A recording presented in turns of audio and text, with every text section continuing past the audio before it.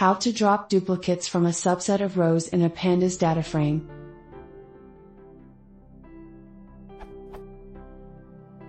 I have a data frame like this.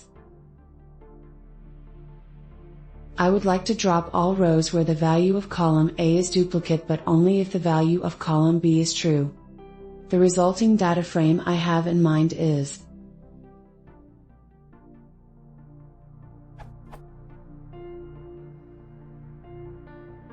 I tried using df.lock df b equals true, .drop underscore duplicates A, in place equals true, keep equals first, but it doesn't seem to work.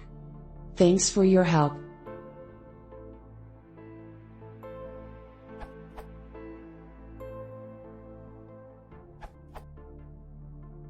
You can pd.concat split the df by b.